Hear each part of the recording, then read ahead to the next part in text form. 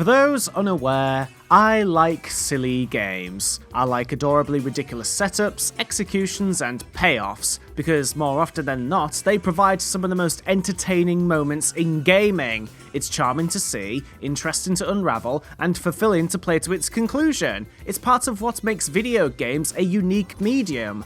One of the silliest franchises in the gaming industry is the Call of Duty series, despite the developers and publisher trying to claim otherwise. Call of Duty, at this moment of time, is a wonderful joke. It gives me a time of year where I can drop all pretensions of expecting the most well-crafted of gameplay and wondrous writing brought to the medium, and just sit back, relax, and consume the video game equivalent of junk food. Sure, it's unhealthy, it won't enrich your life, and might take a few years off it, come to think of it, but it's delicious and resets your tastes in a satisfying way. I expect finely polished gameplay with some bells and whistles attached, and more often than not, the series has provided that for me. Except this time, I've had to go into Call of Duty World War II with a different attitude. I normally play the single-player portions first and go into them with an ironic mindset. The premise of every single Call of Duty game after World at War has been downright goofy in terms of presentation. In release order, you have Invasion of America, brainwashing through numbers, Invasion of all of Europe, long-term cyber attack plan because the villain hates America and wants to avenge their sister's death, hot garbage, Kevin Spacey trying to take over the world, main villain being a computer virus that infects the human brain, no, seriously, that's the plot of Black Ops 3, and an intergalactic space war against Jon Snow. How can you not go into these games without a sense of sarcasm? It's what makes them enjoyable. At one point in Black Ops 3, you experience a World War II battle and a zombie attack by invading a boss fight's memories after defeating and piloting a mecha. It's ludicrous, and it's awesome. But that familiar sense has put me in an odd position. It's hard to go into a World War II game that doesn't have a weird quirk in the same way, so instead I have to go into it with a more respectful attitude, one that recognises the sacrifice of these soldiers and the freedom they fought for, and it doesn't help that the game's release was so close to Remembrance Day.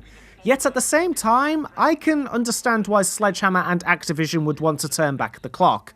The problem with making sequels, especially when they are released 12 months after the last entry, is that the typical expectation from the developers, publishers, reviewers, and the audience is the gameplay formula to add something, whether it be through mechanics or kinesthetics, but that has come with a price. The more bells and whistles you add to an accessible format, the higher the chance that you will lose a portion of the audience. COD isn't the record setter it once was, and if my personal experience with Halo and Minecraft are anything to go by, it's that the inclusion of more stuff with subsequent releases or updates has a good chance of reducing that longevity. With the advent of loot boxes and microtransactions in AAA games, it makes sense that Activision wants that longevity and audience back, especially since their original audience now likely has financial independence. As a result, we have a game that promises to be simpler and closer to the classic CODs, both in the single player and multiplayer, and that excites me. Call of Duty World at War is my personal favourite of the bunch,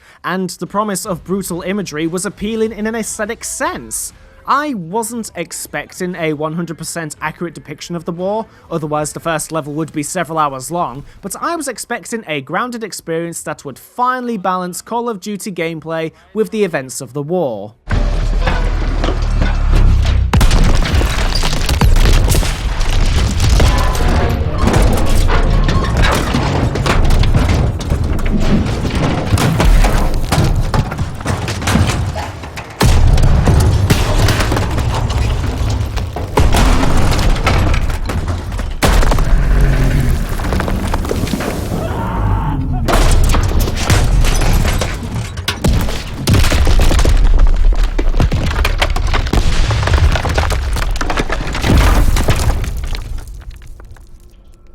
Oh boy. So let me get this out of the way before you all come to an immediate conclusion, especially after that sequence. The game isn't bad.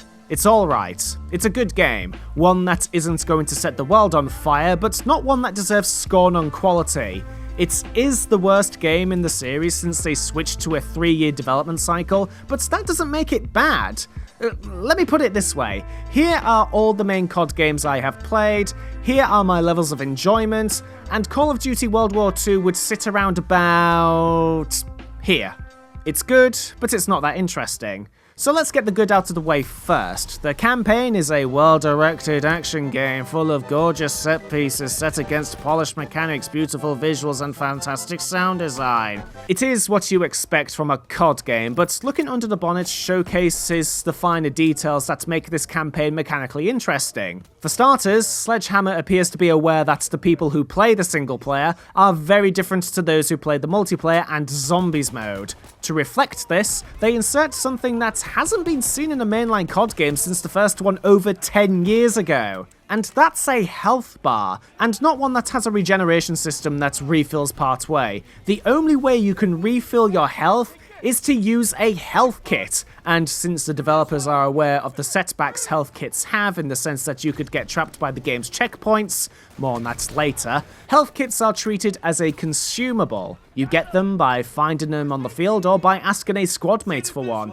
which leads into another interesting design feature, and that's the way World War II treats its squad system. The problem with squad command systems, like, for example, Halo 5 Guardians, is that it sidesteps in answering a mechanically contradictory question. If you have to put your crosshairs over an enemy to command a squad to shoot it, why not just shoot it yourself? In World War II, you don't command your squad, but instead they are treated as utility tools. Health kits, ammo, grenades, they can all be refilled by your squad after killing a certain number of enemies, and others, like the mortar smokes, can be helpful in a few situations. The squad splitting up in the story also affects gameplay minorly, but it's enough of a change to make some combat situations feel slightly different, since you either gain or lose an important utility. Sadly, that mechanic is undercut by a few things, and one of them depends on your playstyle.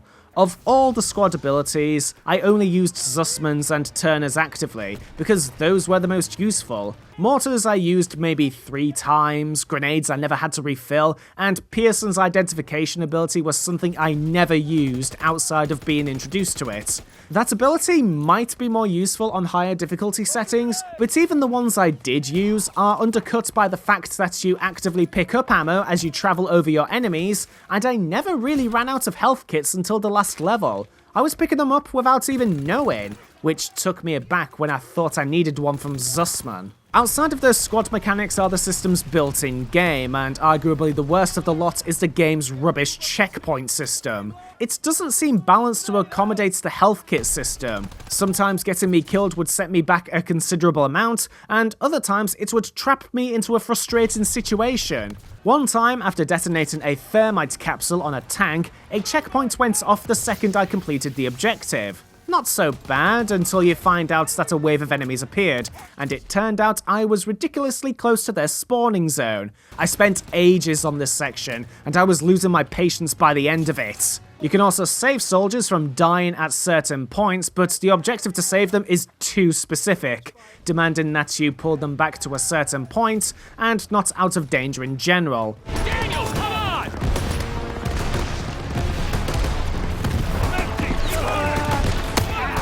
Wasn't fast enough! On top of that, in the typical COD campaign mold, there are sections that don't use the polished gameplay, and instead opt for a very different system. One of them was alright. The stealth-focused infiltration mission was a nice break from the norm, and it reminded me of Medal of Honor Underground of all things. Some are terrible, like the vehicle sections that control like absolute arse. The tank was confusing to navigate, especially when you were expected to duel against other tanks near destroyed buildings, and the plane control scheme feels very floaty. Both were arguably the most tedious parts of the game from a design standpoint. But what about that story? In a lot of World War II games, story is crucial to make it stand out if gameplay is very familiar to the game industry in general. Or, in this case, familiar to the series. If my consumption of media is anything to go by, the dangerous situations are more or less used as methods of unraveling a character's vulnerabilities. In this case, it's used to the gameplay's benefit, but character-wise? Well, There are some interesting character moments, most notably the tense accidental meeting in that stealth level I mentioned earlier, but the character you play as in that section isn't a mainstay of the game. The characters who you are with throughout the campaign aren't well defined and can be summarized in 3 words or less.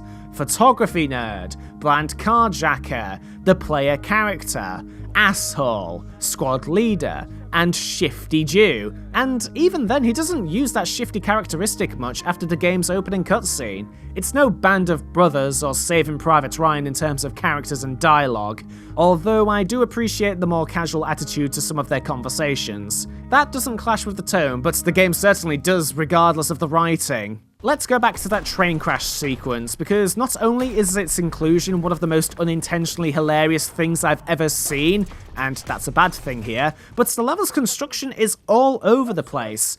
The objective is to infiltrate the train, which my immediate reaction to this objective popping up was to get really excited because, as we all know, train levels are awesome. Final Fantasy VI, you can suplex the thing. Wolfenstein The New Order, home to one of the greatest character introductions of the past generation. Grand Theft Auto San Andreas? Okay, maybe not all train levels are great, but the prospect of one in COD was appealing, and I was more excited when the level started off as a stealth level. It's no all gillied up or vendetta, but it was refreshing to have the game slow down and take things easy. Then suddenly, at the halfway point, your squad rushes in and it turns into a firefight with the train leaving. You catch up to it, suddenly you're driving a car, then you're manning the turret on the car, finishing with that crash. The game suffers from being a Call of Duty game, not because of the setting or the mechanics, because those are top-notch outside of a few exceptions, but because it's trying and failing to find a balance between World War II action and the familiar tone the past few campaigns have had.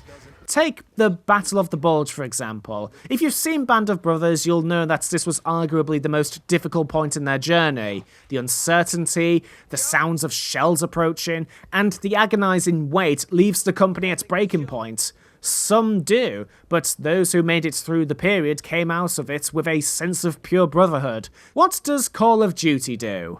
Well, it started well until you had to get a radio from no man's land, then it suddenly transfers control over to a fighter plane escorting bombers elsewhere. It feels like the game is afraid to slow down and allow the players to absorb the atmosphere. So I completed the game without remembering much outside of the infiltration mission and that train sequence, looked at the unsorted credits and...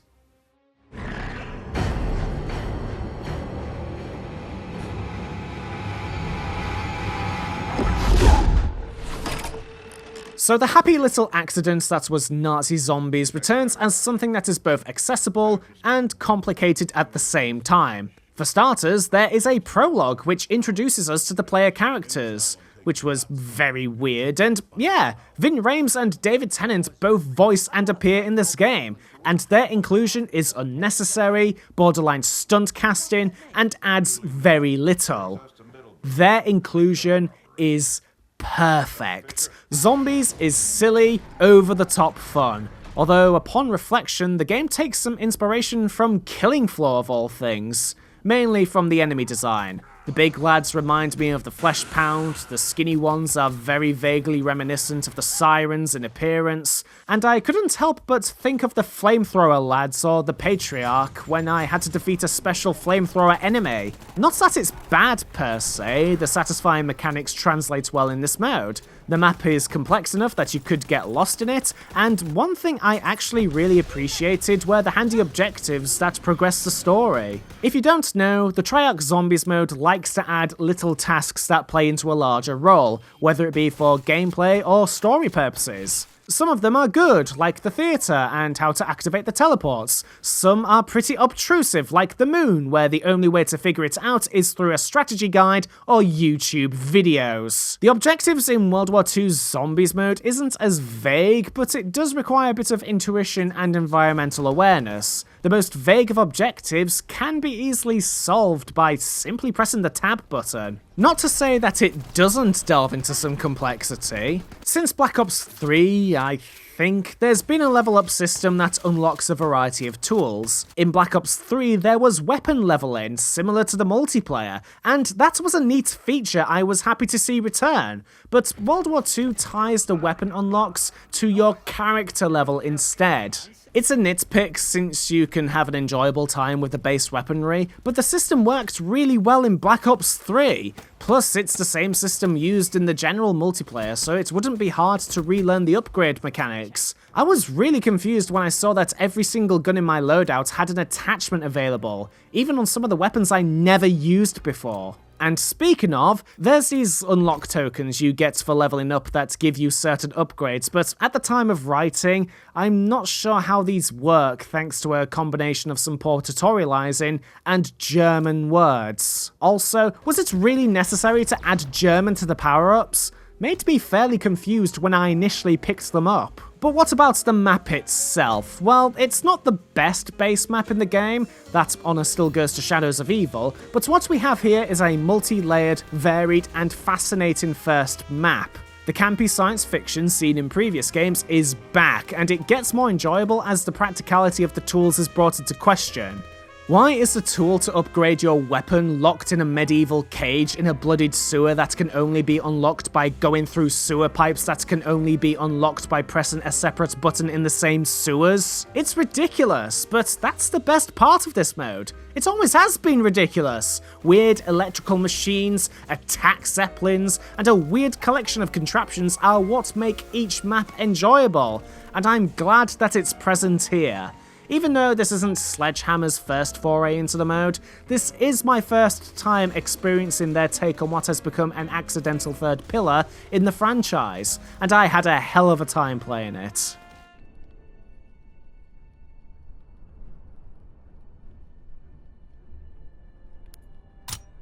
I've had a bit of a love-hate relationship with multiplayer recently. Advanced Warfare and Infinite Warfare didn't leave me with much of an impression to stick with them, and at times I found them very unremarkable. Not because of the exosuits. In fact, I enjoyed Black Ops 3's multiplayer partially because of the exosuits. But the level design and the general feel of the mechanics didn't leave me with a memorable impression. True to most of the game, the multiplayer has taken a couple of steps back in mechanics.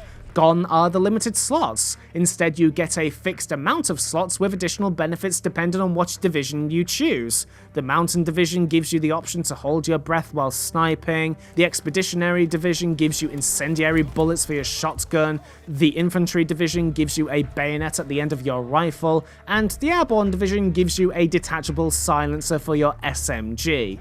Gone are the 3 equipable perks. Instead, you get one perk that can depend on your style of play, and some additional benefits from your choice of division depending on how much experience you gain for that said division. I kinda like this system since it avoids the near micromanaging nightmare that previous games had.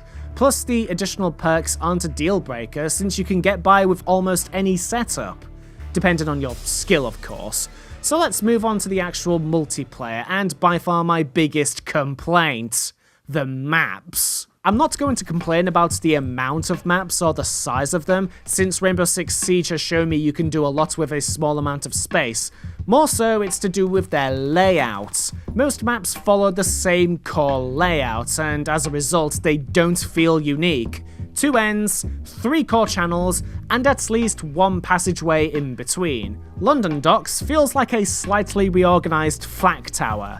Gustav Cannon has 2 fairly wide channels but doesn't feel distinct, and Gibraltar's epicenter is so dense in obstacles that domination feels like a chore. They're not bad maps, they're just so plainly average and mundane. Mechanically, the game feels great, though in COD tradition, bugs happen. Sometimes it takes an age for me to respawn, and sound sometimes jumps in and out. Also, in COD tradition, the spawn system is very inconsistent and sometimes laughable, more so because this is a common complaint that's been around since at least Modern Warfare 2. You'd think someone would have gotten on top of that complaint by now. The consequence is that kills-based game types like Team Deathmatch and Kill Confirmed can become quite tedious. Domination felt a bit bland, but the mode I enjoyed the most was Hardpoint. It's Team King of the Hill, and it allowed me to try out some new weapons and playstyles since the enemy team is in a more condensed area. It makes the bland map design much more tolerable, and it's unlocked from the get-go. So I was ready to completely write off the multiplayer as a functional and bland inclusion to the game, even if it is an improvement from Infinite Warfare. That was until I jumped into War Mode. This is it, soldiers. The Allied invasion begins with us. Our mission is to secure the beach and take out 255mm artillery guns, providing heavy cover fire to the beachhead. Get to cover and clear the shingle. I'll see you on the beach.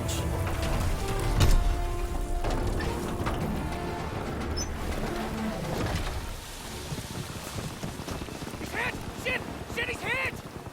War Mode is likely the most fun I've had in a COD multiplayer mode in years. It's an objective-based game type that's a little similar to Battlefield's Rush Mode. One team defends, the other attacks, and tries to accomplish various objectives, whether it be the capture of a specific point, or moving a tank from A to B. There's no score streak rewards, smokes are a must, and you can erect barricades to stop your enemies. My first impression of the mode was not stellar, partially because it wasn't the same mode found in World at War, but also because the open beta had Operation Breakout.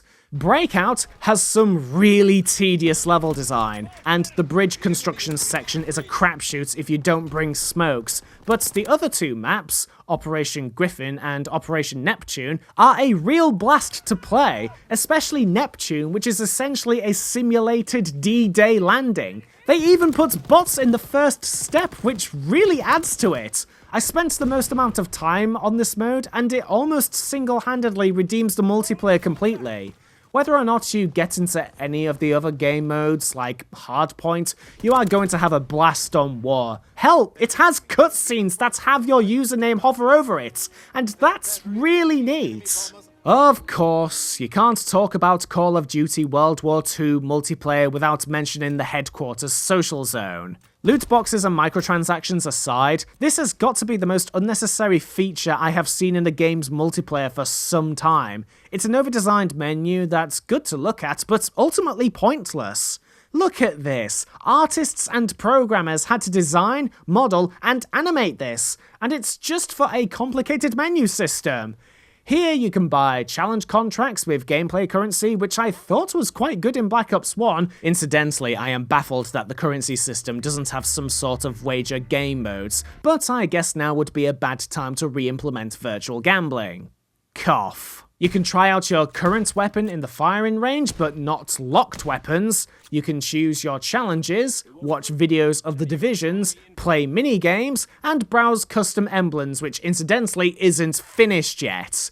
These individual aspects are fine, but why not use a menu system instead? It would save time accessing what I want. Say, for example, you want to try out a score streak to see if it's fine for you. You can't highlight any of them and press a button to load a test zone. Instead, you go to the headquarters, watch a loading screen, spawn in, walk all the way to the test zone, which is on the other side of the map, then you can try the score streak out. It's padding at its most unnecessary, and I don't see the point of it in terms of functionality. I know why they did it, of course, but it's over-designing at its worst, and efforts that could have gone into finishing the custom paint job and emblem feature that isn't available yet. Or, better yet, a theatre mode.